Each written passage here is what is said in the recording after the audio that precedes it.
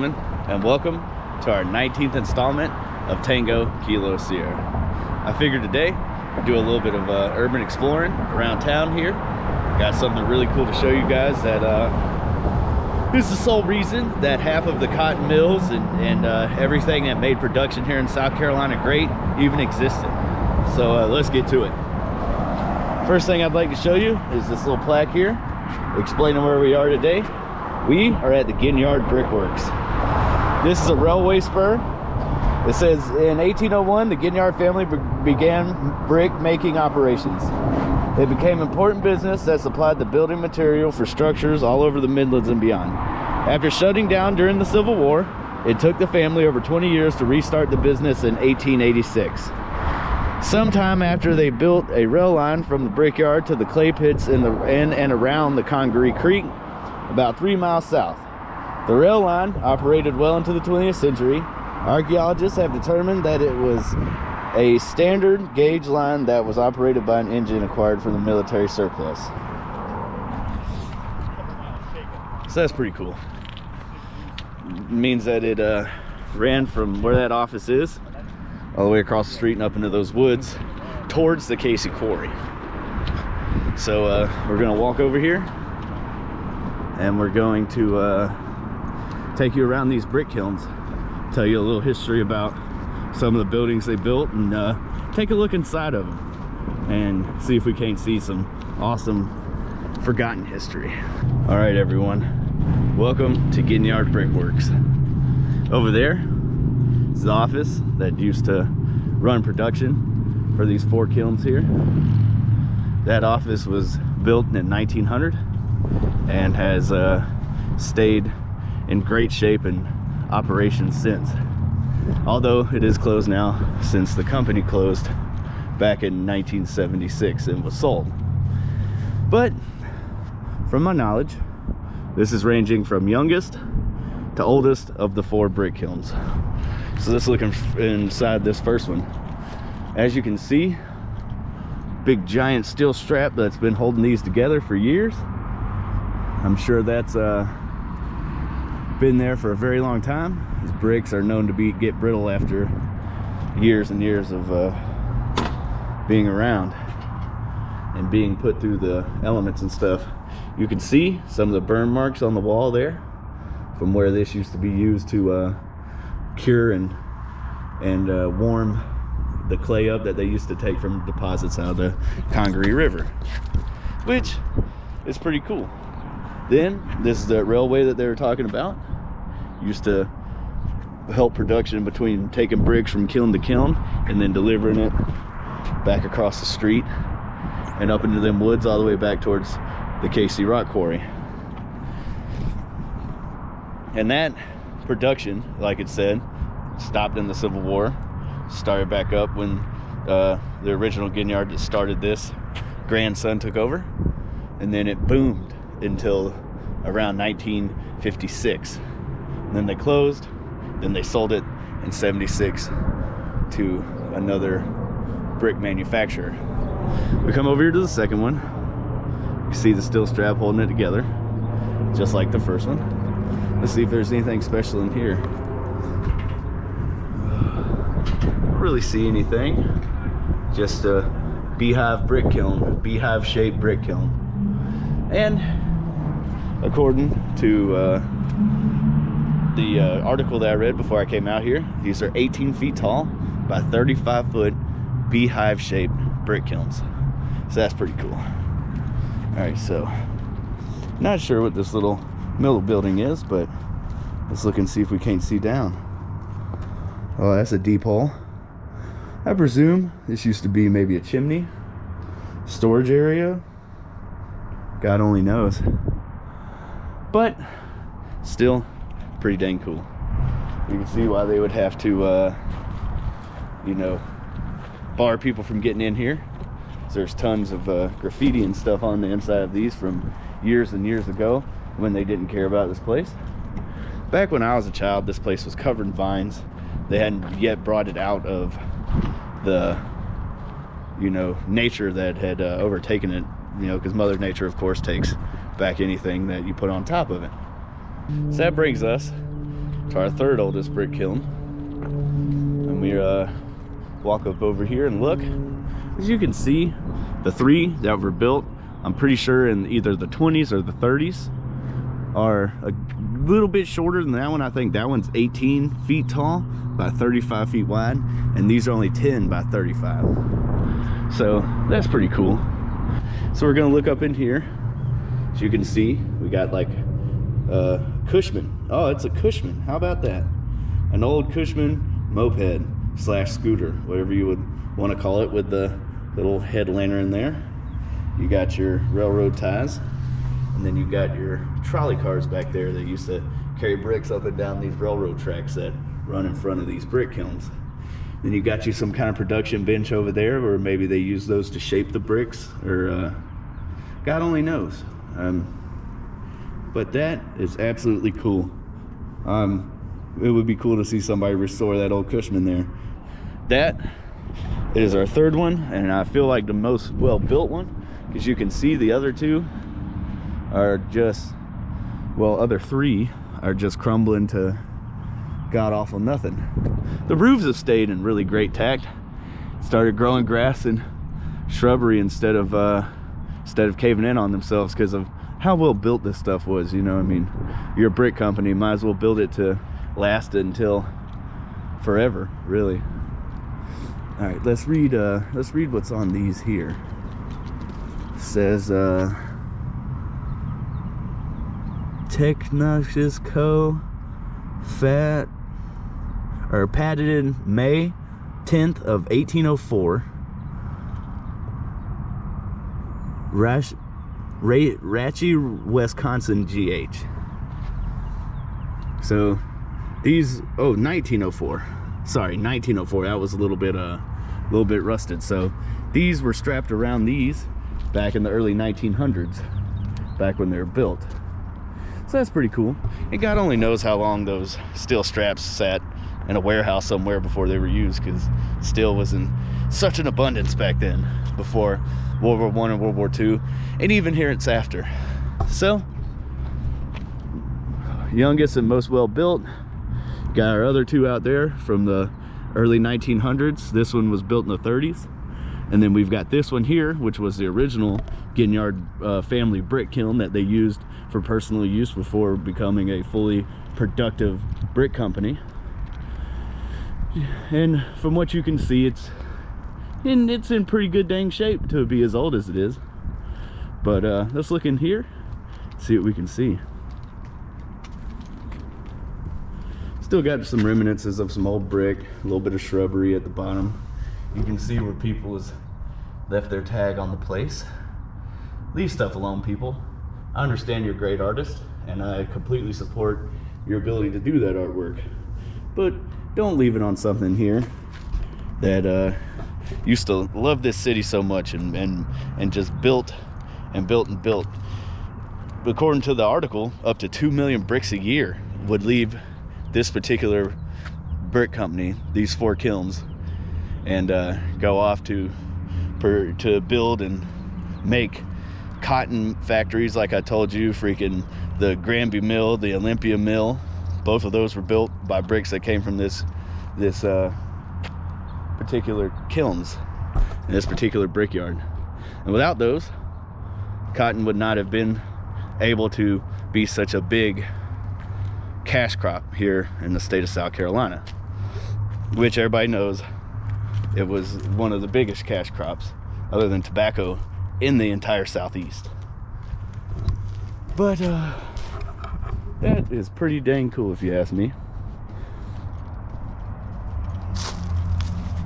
So, built in 1801, ceased production in 1956, sold in 1976. This is is Guignard Brick Works. Absolutely incredible, people. The deposits from the river, I'm about to walk you out to the river just over the Blossom Street Bridge and get a little bit of video, show you how close we are. And then I'm gonna take you and show you a couple of the big factories that are no longer factories that are mostly just student housing for the University of South Carolina and stuff, and show you what these great kilns produced back in their heyday. But first, let's check out the little office that stood here since 1900. As you can see, it's not very big, but it's built well. Got a really cool porch here, just brick and concrete. Don't need much more, especially when you're a brick company. And you can see this side was pretty much beat off of there for some ungodly reason with a sledgehammer. You can see where the roof used to connect to the side there.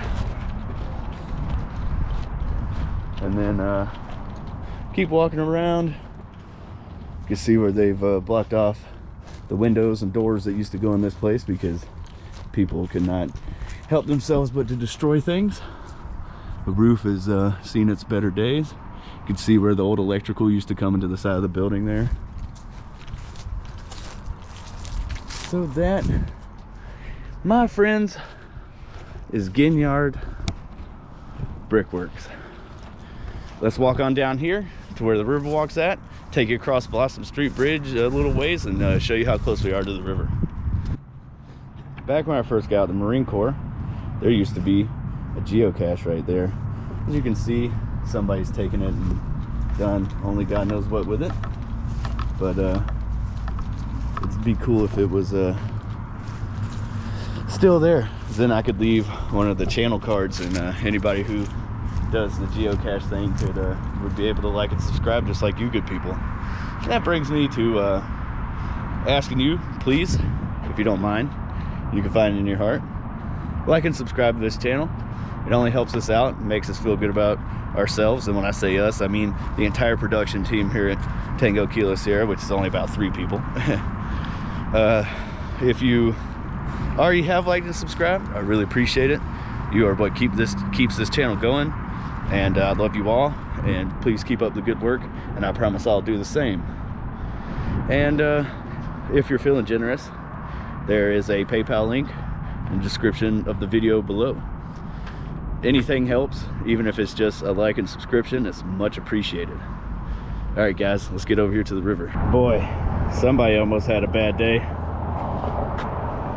Ouch. Please ignore any of the traffic noise that you hear in the background. Back that way is where the brick kilns are. As you can see, we're pretty close to our river here. It's Congaree River. But there goes the University of South Carolina Baseball Stadium, Founders Park, home of the Fighting Gamecocks. Yardcocks is what I like to call them. We start our season officially in 9 days, and I can't wait. Good luck, fellas. Over there is the Gervais Street Bridge. Well, that's crazy. You can feel the bridge moving as people come by. That's crazy. But that is one of the oldest bridges in the city of Columbia. There used to be a ferry that ran right there before they built that bridge. So that's pretty cool. You look over there, and you can see the old train trestles that used to truck stuff across the river there, in and out, well, train stuff across the river, in and out of the greater city of Columbia, like I've said before.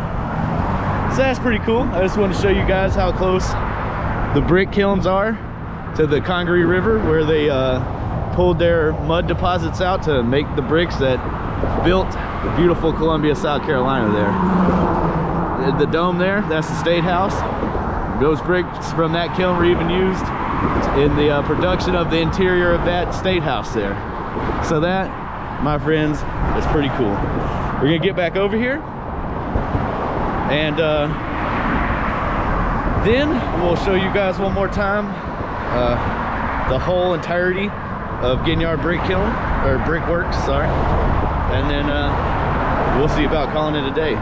Thanks for sticking around, everyone. You see how much they care about the roads and bridges and stuff here in the city of Columbia. Every single one of them I've passed so far is just clogged. Not even able to pass water. Gotta do better than that, Columbia. Gotta do better than that. So like I told you, back when I was a kid, all of this There's just vines and grass, and so thick you couldn't walk through it, even where this apartment complex sits to this day, all the way back to that bank. Not up until recently did they build the student housing complex here, nor that one behind it, even though those came before these. But at least it is preserved, because what's more important than preserving our history? Because if we don't remember it, then we're doomed to repeat it, right? Yeah, that's the way I believe. But let's go around and we'll see about finding a couple of buildings that these old brick kilns here built.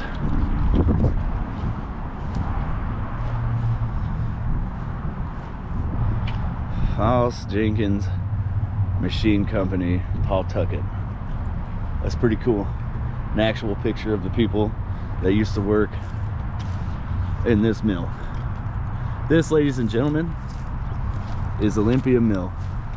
Every brick that is in the walls of this giant place was put here because of Guignard Brick Work, which I think is pretty cool. I've had lots of family that grew up here. My stepfather's family worked here all the way from the late 1800s all the way up until I think about the 50s or 60s, excluding this building back here, which was built here when this was turned into student housing. You know, it's a pretty big sized mill. It's used primarily for student housing now, for the University of South Carolina. But it's just really cool to see such a massive structure that every single brick, which has got to be well over 2 million, was cooked and made, crafted right there in those Guignard brick kilns. Get a pretty good video of it. You can see one clock tower and a regular watchtower. According to my stepfather, that clock tower up there worked until about the late 60s, early 70s, when it ultimately got too old and they couldn't repair it anymore. But you can see every single part of it is made out of brick, which explains a lot. This is the main production building. The Olympia Mills originally was a cotton mill, stored cotton, ginned, all that good stuff right here, made into what is ready to be made into clothing. They take the big bales of cotton and use the cotton gin to do what they do with it. I'm not exactly sure on the production of it, and render it to where it was able to be made into clothing and various other different things. Bed sheets for the hospitals around town, pretty much anything. It's pretty cool. This still stands here. It was abandoned until about the time I got out of high school, joined the Marine Corps, and then they turned it into student housing, which isn't always necessarily a bad thing, but yet everybody knows how much kids love to destroy things. But with this brick, and as long as this has stood here, which is well over 100 years, nothing could knock this thing to the ground. Even this little structure here with the slate roofing, built from Guignard brick kilns. Still pretty cool though. Little guard shack here, pretty tight. But as you can see, like I said, excluding this building over here that was put here well after the thought, we got some renovations they're doing over there.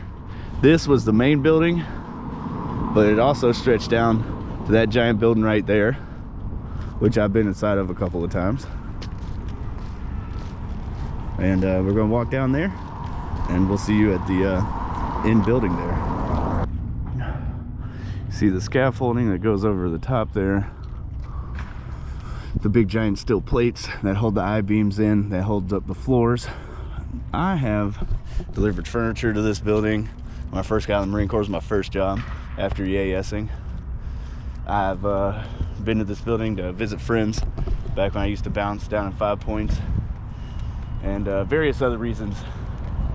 And I know for a fact that this was used as another carton production facility because of the big giant, I think this was a storage facility slash office building though, because they have big old giant elevators that have the flooring still left in them, and the flooring have those little metal pieces that come off of the cotton bale stuck in the floor from where heavy carts have been rolled over them hundreds and hundreds, probably thousands of times.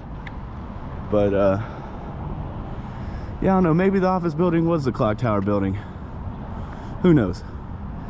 Main reason that we're here is just to show you, because it's not abandoned anymore. It used to be, or I'd be camping this place out, just to show you mostly what the biggest building, that Guignard Brick Works, what it looks like after they left the kiln and went to their final destination on down that little railway.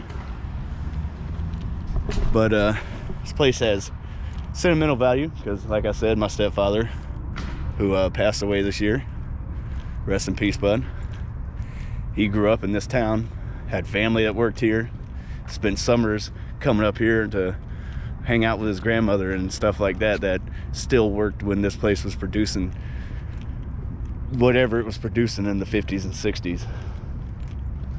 So that's pretty cool. All right, guys, well, we're gonna get back over here to the old Guignard Brick Works and end this video right. Before we make it back to the brickyard over there, something I didn't notice by the side when I showed it to you the first time are the children with bare feet. God, how times have changed. Now you can't even survive without your iPad or your phone, or God knows what else these children are into these days. But those kids at the tender ages of probably between 12 and probably younger than that, out here walking around this cotton mill barefooted. How times have changed, in good ways and in bad. Well, that, ladies and gentlemen, concludes our video. Like I said, if you enjoyed our video, like and subscribe if you haven't done so already. If you have done so, really appreciate it. But we must get back to doing what we do. And yeah, guys, we'll see you next week for our 20th installment. 20 videos, guys. Wow.